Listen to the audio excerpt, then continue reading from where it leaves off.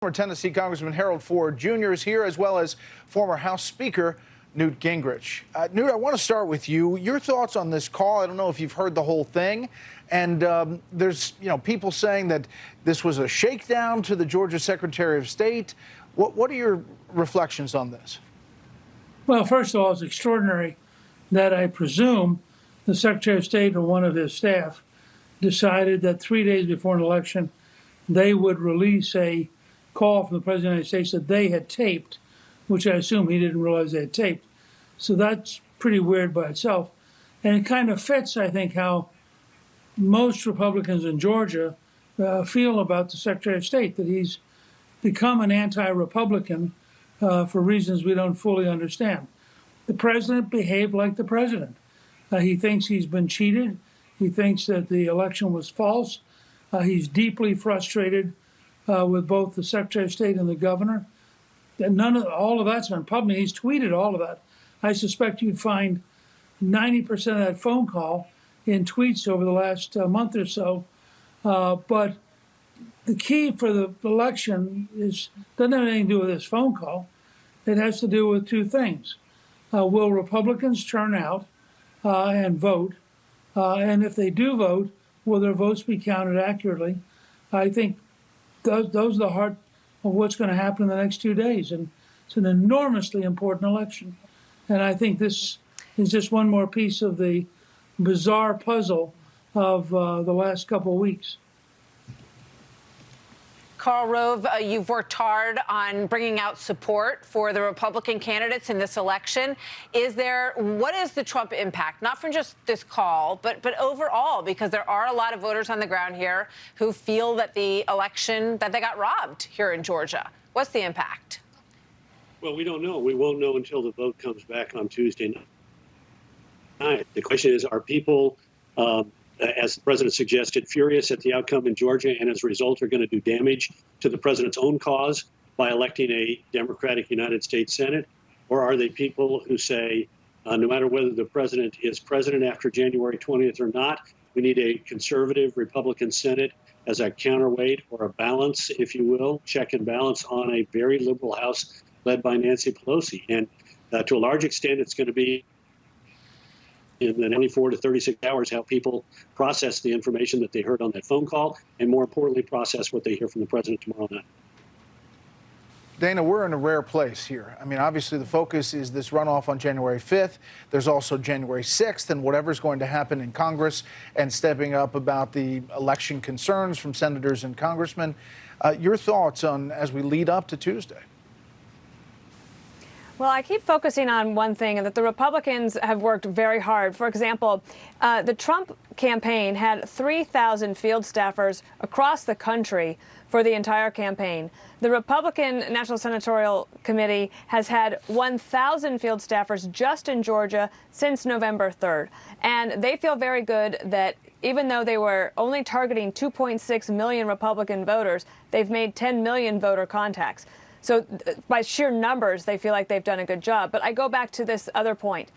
In Georgia in 2020, 24,500 Republican voters voted in the primary, but they did not vote in the general election. So if you want to win those Senate seats, you have to find those 24,500 of them and convince them to get out to vote. Great point. Harold Ford Jr., the polling looks very tight in this race, and getting out the vote is all important. Here are Sean Ossoff and David Perdue, who are running against each other, talking about that. Let's play it. As an outsider, I've never believed in these polls. They had me down 8 to 10 points in 14. We won by 8 then. We had me down 5 in November. We won against this Democrat by 2. As a matter of fact, 52.5% of Georgians voted against the Democratic agenda and John Ossoff in my race. It's going to come down to just a few thousand votes. Each of these conversations that you have today can make the difference. Remember, it's not just about how many doors you knock on. It's about the quality of the conversations you have with your neighbors. Harold Ford Jr., your thoughts on where this stands? First, Happy New Year, and thanks for having me. I'd say a couple things. I'm part of perhaps a majority of Americans whom believe that Joe Biden won the election. and actually won Georgia. I can understand President Trump's disappointment. I'm confused and credibility is strained when I hear my old friend Newt Gingrich and Karl Rove, who I would join with several years ago. If President Clinton had tried a tactic like this, I would have joined them in saying it's wrong. Maybe an investigation should be launched. At a time in which COVID distribution or vaccine distribution should be at the forefront of anyone in government's mind, when millions of Americans are standing in line hungry, worried about their jobs, concerned about their futures, at a time in which we face a Russian hack, it is surprising to me that some Republicans, respected, smart, capable Republicans in the Senate and outside of the Senate, are raising questions about whether or not what President Trump is attempting to do here is right. They have every right to challenge it in the Congress. But what President Trump did tonight was wrong, and we should all be willing to say it. If it were a Democrat, I would say it too. I don't know about the polls, but I do know this. 3 million people have voted already, and Democrats feel good about those numbers. If Republicans have a massive turnout on Election Day and win 3-1, they likely will win. If they don't, they probably won't win.